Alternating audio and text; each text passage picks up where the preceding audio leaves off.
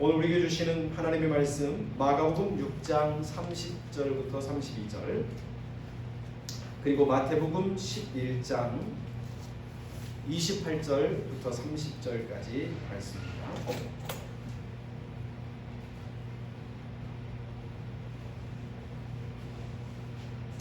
자, 찾으신 줄 알고 우리 같이 읽도록 하겠습니다.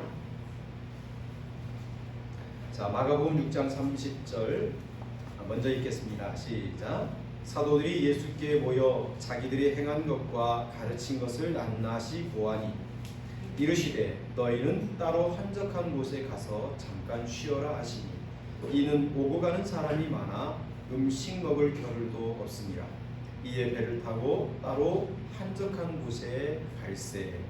자, 마태복음 11장 28절부터 30절 말씀입니다. 함께 읽습니다.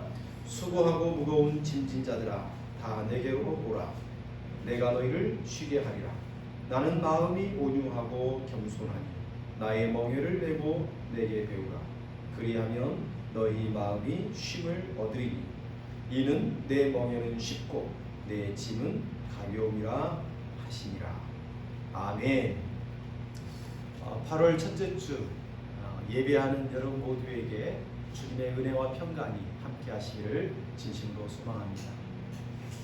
무더위가 오늘 비로 조금 꺾였을 텐데 또 지나면 또 더워지겠죠. 그렇지만 이번 주말이 우리 24절기로 보니까 입추더라고요. 그러니까 아무리 무더워도 하나님이 정해놓은 이 계절 앞에 더위도 꼼짝 못할 겁니다. 조금만 더 인내하고 잘 견디고 건강 유념해서 이 여름 잘 날 수 있기를 진심으로 소망해 봅니다. 오늘은 우리가 함께 읽었던 본 말씀을 중심으로 예수님의 쉼이라는 제목으로 함께 은혜를 나누고자 합니다. 초대 우리 교회의 역사 중에 교회의 근간을 잡았던 그분들을 교부라고 이야기합니다. 이 초대 교부 중에 폴리갑이라는 분이 있었는데 사도 요한의 직속 제자였고 그래서 사람들에게 많이 사랑받고 존경받은 인물이었습니다. 하루는 폴리갑이 앵무새 한 마리와 함께 시간을 지내고 있었습니다. 그때 지나가는 한 사람이 폴리갑을 보고 하는 말이 아니 성자라는 분이 어떻게 새와 노닥거리며 시간을 보내십니까? 라고 핀잔을 줬습니다. 그러자 폴리갑이 빙그레 웃으며 대답을 합니다. 활을 쏘지 않을 때는 줄을 풀어 놓아야 하지요. 언제나 줄을 메어두면 못 쓰게 됩니다. 라고 이야기를 했습니다. 우리나라 양궁 대표팀이 올림픽에 걸린 5개의 메달 중에 4개를 휩쓰는 참으로 쾌거를 이루었습니다. 그렇지만 매일매일 양궁을 하는 이 선수들도 양궁 연습을 하지 않을 때는 활의 줄 시위를 느슨하게 풀어 놓아야 합니다. 왜? 그래야만 다시 쓸 때 팽팽하게 당겨 쓸 수 있기 때문이죠. 현대인들은 마치 팽팽한 활처럼 너무나도 긴장된 삶을 살고 있는 것 같습니다. 마음의 여유, 그런 것은 사치처럼 여기는 것 같아요. 하지만 생각해 보십시오. 우리가 찬송을 할 때에 악보에 쉼표가 없다면 어떻게 될까요? 아마 제대로 노래할 수 없을 것입니다.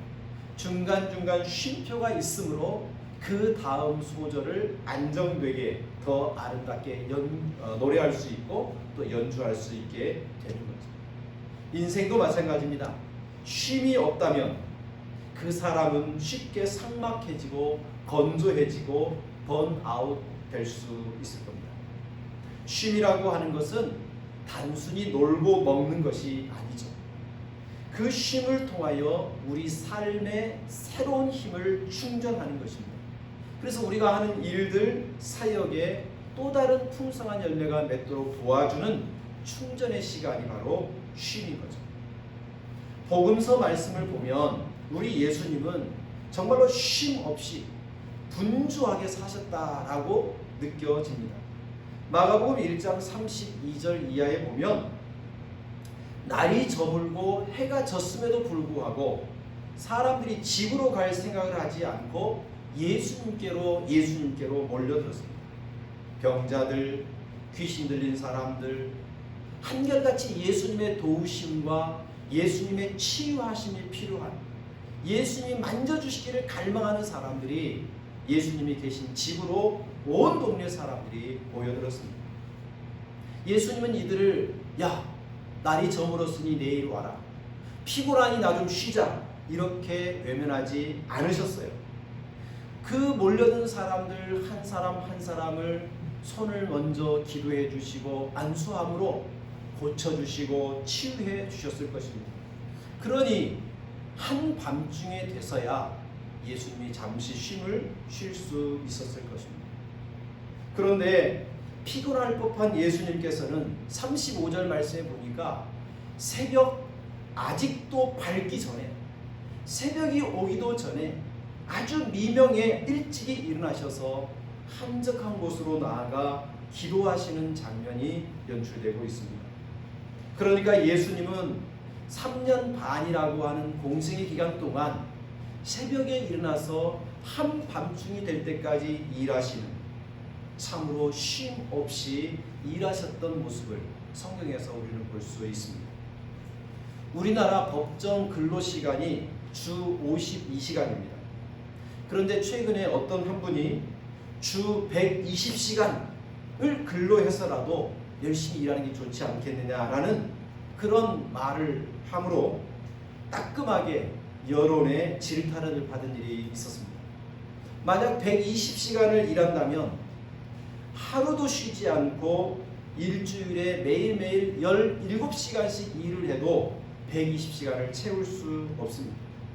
오랜 시간 일을 하고 쉼없이 일하면 당장에 많은 월급을 받아서 좋을지는 모르겠지만 문화도 없고 여가도 없고 가정도 자녀들과 함께하는 시간도 없고 무엇보다도 건강을 해치는 일이기 때문에 건강한 삶, 질이 높은 삶을 살기 위해서 법정 근로시간이라는 것을 정해놓는 것입니다. 하지만 예수님의 경우를 생각해 보십시오. 구원 사역을 위해서 허락된 3년 반의 공생의 기간을 1분 1초라도 헛되이 쓰지 않기 위해서 예수님은 아침 일찍 일어나서 밤 늦은 시간까지, 새벽부터 밤까지 쉼없이 17시간이 아니라 그 이상도 일했던 모습을 우리는 성경에서 보게 되는 거죠. 오늘날로 치면 예수님은 어떻게 보면 워커홀릭, 일 중독자가 아니었는가라고 하는 의심을 살 만큼 예수님은 정말 열심히, 정말 쉼없이 사셨던 것처럼 보여집니다. 그렇다고 해서 예수님께서 휴식이라는 가치가 무가치하고 그것이 얼마나 소중한 것인지를 몰랐던 것일까요? 아닙니다. 예수님은 사역을 감당하면서도 중간중간 아주 틈틈이 쉼을 누리셨던 것을 성경에서 볼 수 있습니다. 복음서에서 예수님께서 특별히 별도의 휴가 기간을 내서 이렇게 쉬셨다라고 하는 기록은 보이지 않지만 예수님은 그 사역 중간중간에 틈틈이 아주 질 높은 쉼을 취하셨던 것을 보게 됩니다. 마가복음 1장 35절에 우리가 읽었지만 새벽 아직도 밝기 전에 예수님께서 일찍 일어나서 한적한 곳에 가서 거기서 기도하시며 쉼을 누리십니다. 예수님께서는 피곤할 때 고물에서 배의 한 구석에서 깊이 주무시기도 하셨습니다. 제자들에게도 따로 한적한 곳에 가서 쉬도록 이 쉼의 가치를 인정해 주셨고, 예수님은 아무도 자신을 모르는 곳에서 쉬려고 장소를 옮기시기도 했습니다. 예수님은 피곤할 때 뭔가 위기가 있고 이렇게 압박이 올 때마다 습관처럼 감람산이라는 곳에 가셔서 거기서 쉬며 하나님과 교제하는 삶을 사시기도 하셨습니다. 이처럼 예수님께서는 많은 사역을 감당하는 중에도 틈틈이 쉬셨는데, 예수님께서 쉼을 취하시는 이 모습을 가만히 들여다보면 몇 가지 특징, 그리고 예수님의 쉼이 어떤 의미였는지를 우리는 헤아려 볼 수가 있게 됩니다. 첫 번째로 예수님의 쉼은 사역의 열매를 위하여 쉬셨다는 사실을 알게 됩니다. 마가복음 1장 35절에 새벽 아직도 밝기 전에 예수님이 일어나서 나아가 한적한 곳에 가셔서 거기서 기도했다라고 하십니다.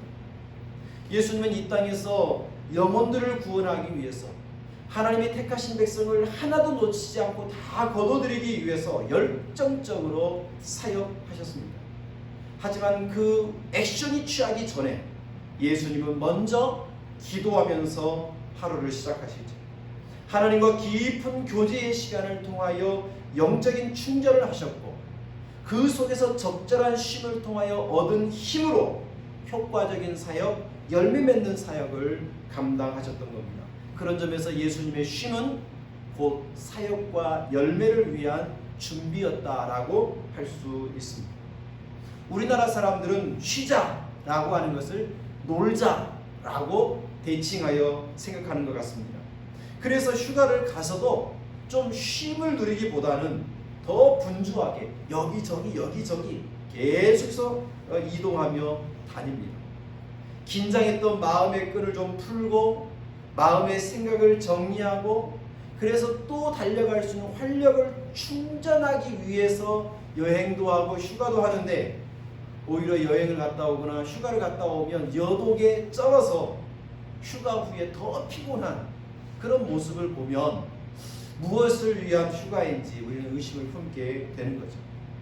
그런 점에서 우리 이번에 혹시 여름 주간에 휴가를 취하신다면 적절하게 몸도 좀 쉬고 또 마음도 쉬고 영혼도 쉼을 얻을 수 있는 그렇게 휴가를 계획해 보시기를 부탁을 드리겠습니다. 두 번째로 예수님의 쉼은요, 시간과 장소를 특별히 구별하고 있다는 사실을 알게 됩니다. 마가복음 6장에 보면 예수님은 한적한 곳에 가서 잠깐 쉬어라 라고 제자들에게 권면합니다. 예수님께서도 누가복음 22장에 보니까 습관을 따라서 감람산이라고 하는 곳에 자주 가셨다는 사실을 우리는 알게 됩니다. 예수님은 사역을 위한 쉼과 충전을 위해서 평소에 일하시던 장소로부터서 벗어나요. 그리고 한적한 장소, 조용한 장소를 택해서 거기서 쉬었다는 것을 알게 되는 거죠. 예수님은 3년 반밖에 되지 않는 짧고 한정된 시간 속에서도 그 사역과 뚝 잘라서 그 사역으로부터 단절되어서 한적한 곳, 외딴 곳, 뚝 떨어진 곳에 그곳에 찾아가셔서 쉬셨다라고 하는 것은 참 의미가 있는 것 같습니다. 이것은 촌각을 다투고 금쪽 같은 시간의 흐름 속에서도 의도적이고 계획적으로 사역을 멈췄다는 의미인 거죠. 이것을 어떤 분은 창조적 단절의 시간, 창조적 단절의 공간이라고도 표현을 했습니다. 우리 이름은 아마 들어보셨을 것 같습니다. 워렌 버핏이라는 사람, 세계적인 투자자이죠. 근데 이 버핏이라고 하는 사람은 중요한 투자일수록 충분히 쉰 다음에 컴퓨터가 없는 깨끗한 책상에 앉아서 생각을 정리하고 투자를 한다고 합니다. 마이크로소프트 하면 우리는 최초의 컴퓨터를 생각하게 되죠. 그 컴퓨터를 만들었던 장본인인 빌 게이츠라고 하는 사람은 휴가철이면 정작 자신이 컴퓨터를 만들었음에도 불구하고 컴퓨터가 없는 곳으로 여행을 합니다. 그 없는 곳에서 새 아이디어와 미래 전략을 구상하는 자기 나름대로의 생각 주관을 사용한다고 합니다. 많은 사람들이 정보의 홍수 속에서 주의력 결핍 장애를 앓고 있는데 그것은 쓸모없는 정보, 가치 없는 정보, 에너지를 소비시키는 정보에 우리가 정작 중요한 것을 놓쳐버리고 있기 때문에 그래요. 그런 의미에서 예수님처럼 바쁘게 일하는 그 사역 중에도 그 모든 사역으로부터 단절되어진 공간, 단절되어진 시간 속에 들어가서 정말 중요한 것이 무엇인지, 정말로 가치 있는 것이 무엇인지 그렇게 집중해 볼 수 있는 이런 창조적 단절의 시간을 예수님이 가졌다는 사실을 우리는 기억할 필요가 있습니다. 세 번째로 예수님의 쉼은 환경을 초월한 믿음 가운데서 쉼을 가졌다는 사실을 알게 됩니다. 마가복음 4장 38절에 보면 예수님께서는 고물에서 베개를 베고 주무셨다라고 이야기합니다. 여러분, 예수님이 얼마나 피곤했으면 광풍이 불고 배가 흔들리고 그 배 안으로 물이 차고드는 그런 혼동 속에서도 예수님은 고물에 머리를 베고 주무셨다라고 성경에서 말해요. 여기 주무시다라는 이 표현이 영어 성경에 보니까 슬립 다운이더라고요. 이 말은 깊이 잠들었다는 거예요. 아주 깊이 잠들었다는 거예요. 단잠을 자고 주무신 거죠. 예수님이 이렇게 큰 폭풍이 치는 바다에서, 흔들리는 배에서 어떻게 이렇게 깊은 잠을 잘 수 있었을까요? 우리라면 금세 깨어서 제자들처럼 죽겠다 이렇게 했을 텐데, 이것이 가능한 것은 예수님의 그 심령 속의 믿음 때문에 그럴 것입니다. 세상의 주관자가 하나님이시고 그 예수님이 이 천하 모든 만물의 스스로 주인 되셔서 이 모든 걸 다 쓸 수 있다라고 하는 그 굳은 믿음의 확신 속에서 예수님은 편안한 잠을 취하실 수 있었던 거죠. 여러분, 이렇게 사역의 바쁜 중에도 틈틈이 쉬시고 또 안식을 누리고 그 창조적인 시간을 통해 새 힘을 충전하셨던 예수님은 제자들에게도 이 사역의 쉼을 권면하시는 것을 볼 수 있습니다. 예수님은 제자들에게 바쁜 사역 중에 쉼을 허락해 주시는데, 우리가 읽었던 본문 마가복음 6장 30절부터 31절 말씀을 보시겠습니다. 함께 읽어볼까요? 자, 시작. 사도들이 예수께 모여 자기들이 행한 것과 가르친 것을 낱낱이 고하니 이르시되 너희는 따로 한적한 곳에 가서 잠깐 쉬어라 하시니 이는 오고 가는 사람이 많아 음식 먹을 겨를도 없습니다.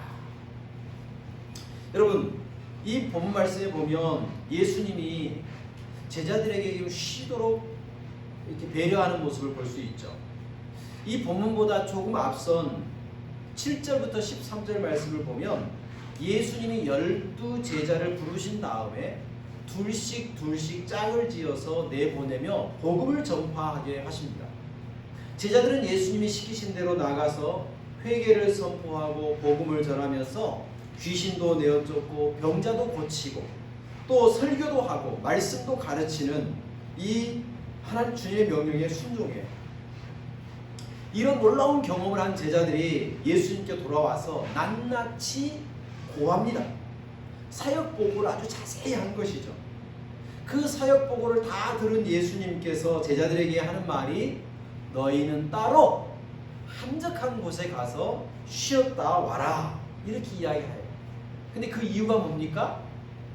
여기 예수님 계시는 곳은 사람이 너무나도 왔다 갔다 하다 보니까 너무나도 많은 사람들이 방문하고 요청하고 요구하는 일이 많다 보니까 음식 먹을 겨를도 없었다는 이야기예요. 그러니까 예수님은 제자들에게 따로 가서 음식을 많이 편하게 먹고 또 전도 여행 기간에 누적됐던 피로를 다 풀고 돌아오라라고 하는 예수님이 제자들에 대한 사랑의 배려였다는 사실을 알게 됩니다. 예수님께서 31절에 가서 쉬었다 오라고 이렇게 하셨기 때문에 이것은 잘 먹고 잘 쉬고 충분히 휴식을 취하라 또는 원기를 회복해라 라고 하는 의미일 것입니다. 그런 점에서 이 쉬다라고 하는 또 다른 단어가 있다면 안식이라고도 할 수 있을 것입니다. 예수님께서 안식, 쉼에 대해서 말씀하신 메시지 중에서 가장 중요한 말씀이 있다면 바로 마태복음 11장 28절의 말씀일 것입니다. 수고하고 무거운 짐진 자들아 다 내게로 오라 내가 너희를 쉬게 하리라. 여기서 예수님께서 쉬게 하리라 이렇게 말씀하시는데 이 단어는 아나파우소라고 하는 단어입니다. 근데 이 아나파우소라고 하는 이 단어는요, 두 가지의 단어가 합성된 거예요. 아나라고 하는 이 말은 위를 향하여 라는 뜻이고, 파우소라고 하는 이 단어는 스탑, 멈추다 라고 하는 의미를 가지고 있습니다. 그러니까 쉬게 하리라 이 말은 위를 향하여 멈추다 라고 하는 의미를 가지고 있죠. 여러분, 이 단어는 두 가지 의미로 해석될 수 있을 겁니다. 첫 번째는요, 위를 향하는 욕망, 위를 향하고자 하는 욕구를 잠시 멈추라고 하는 의미일 것입니다. 아담은 하나님처럼 될 수 있다라고 하는 뱀의 유혹에 이끌려서 선악과를 따먹어 버리죠. 하나님보다 더 높은 곳에 이르고자 하는 인간의 욕망이 바벨탑을 쌓게 됩니다.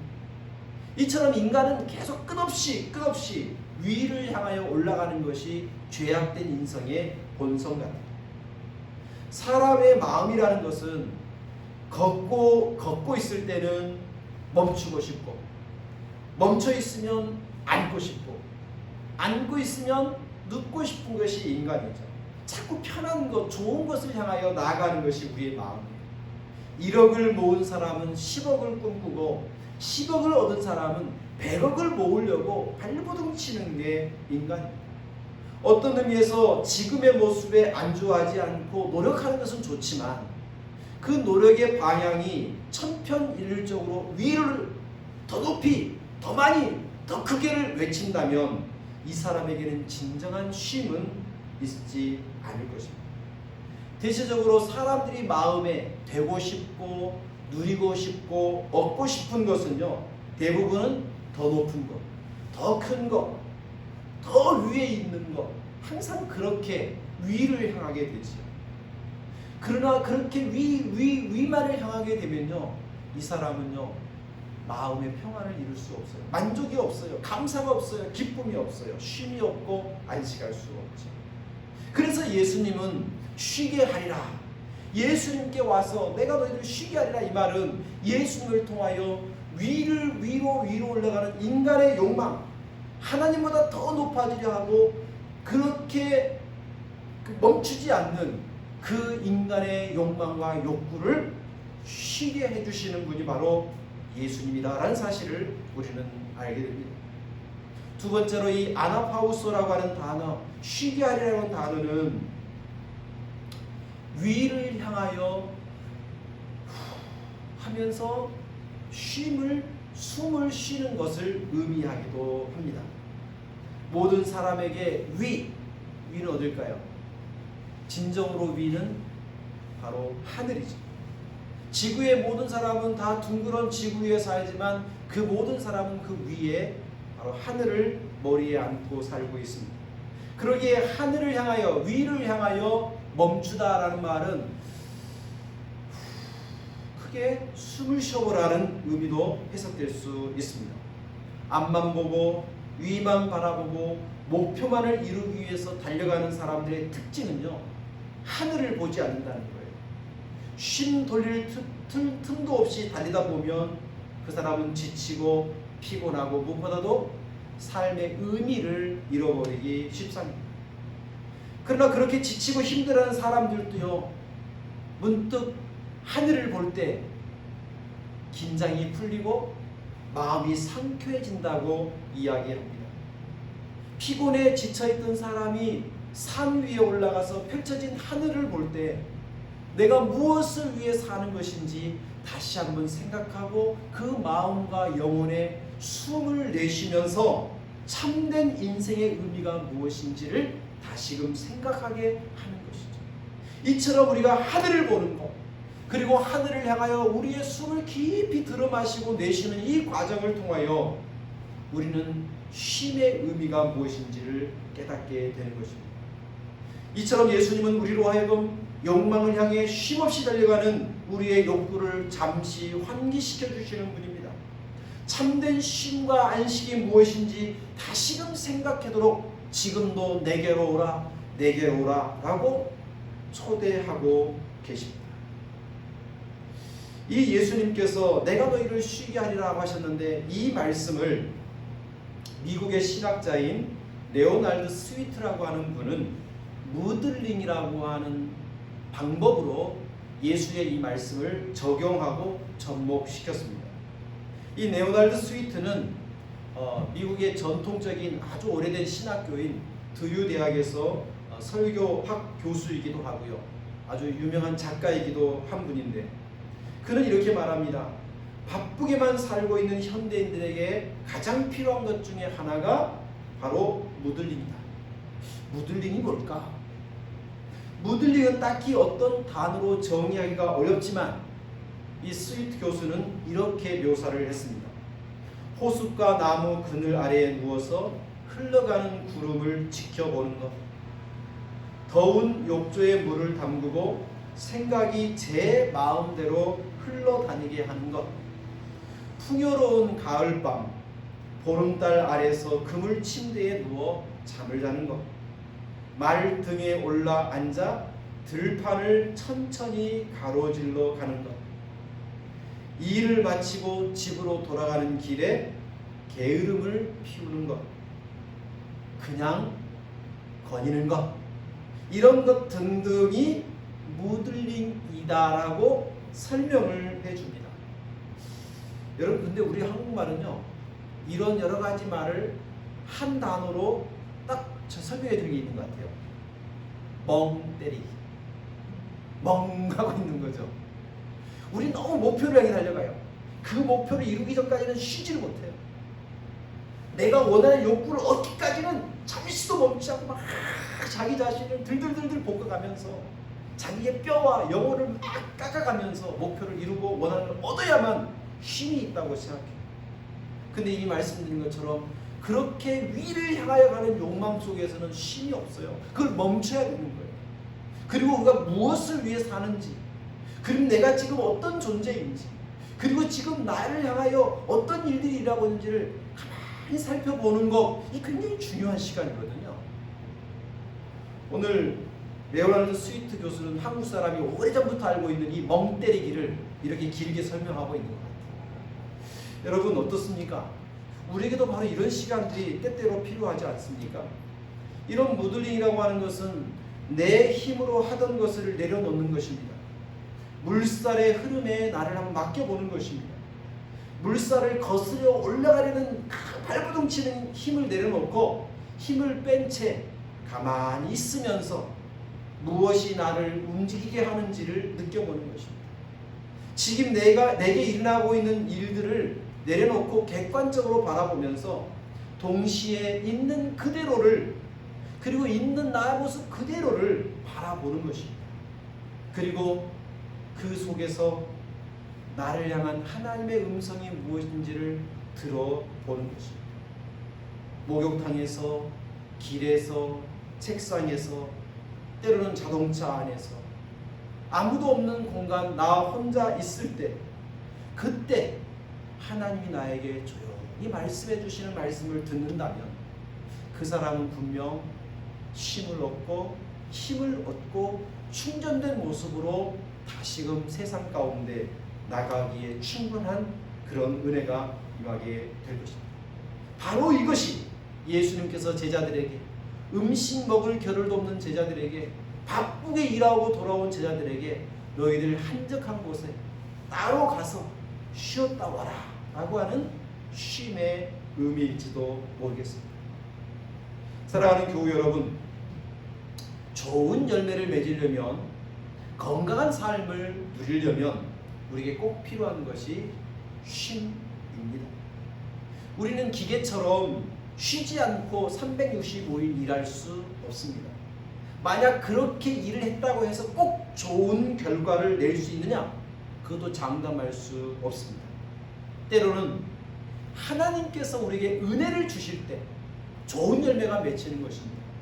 내가 발부둥친다고 되는 것이 아니라 하나님께서 은혜를 주시고 하나님께서 말씀해 주신 대로 순종할 때 좋은 열매가 맺힐 수 있습니다. 그럴 때 우리에게는 인생의 풍요함이 있는 것이죠.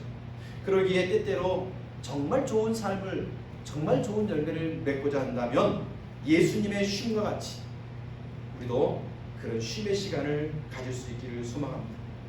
주님이 쉼을 위하여 구별된 장소와 시간을 가지셨던 것처럼 우리도 우리의 생활 중에서 특별한 시간, 특별한 구별된 장소들을 한번 만들어 보는 것은 어떨까요? 꼭 어디 산 깊은 곳에 가야만 하고 바닷가에 가야만 휴식이 아니라 의도적인 시간을 누구와도 관계하지 않고 오직 하나님 앞에만 머무를 수 있는 그 시간과 장소를 정하는 것도 굉장히 중요한 것 같습니다.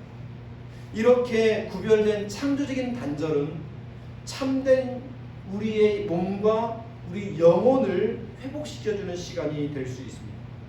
주님께서 참으로 하나님을 의지하고 믿음 가운데 깊은 잠을 쉬셨던 것처럼 우리도 염려, 걱정, 일들이 태산 같다 할지라도 그거 하나님께 다 맡겨두고 하나님 믿습니다 하고 때때로 하나님께만 집중하고 깊은 안식을 취해보는 것 참으로 중요할 것입니다.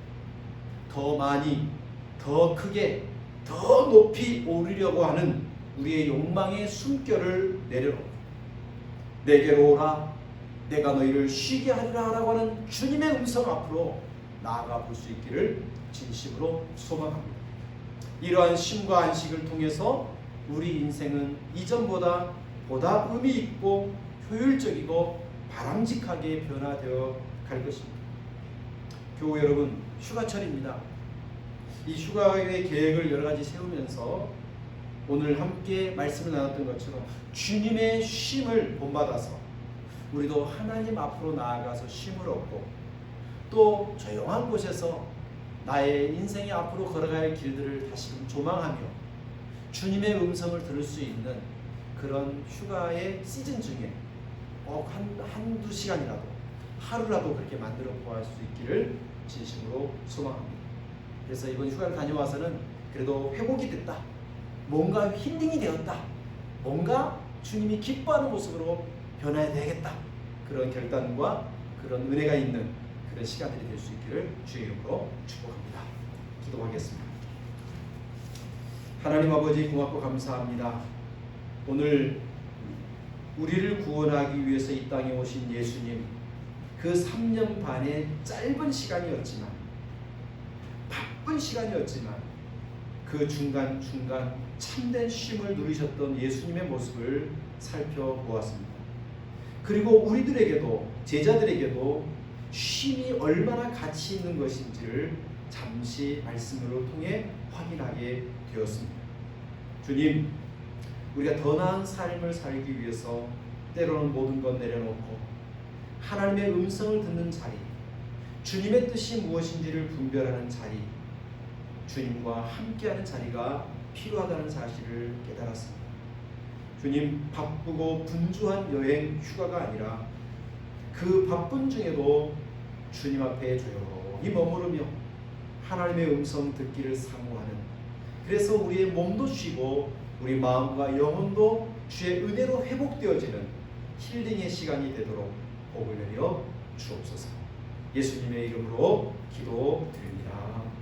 아멘.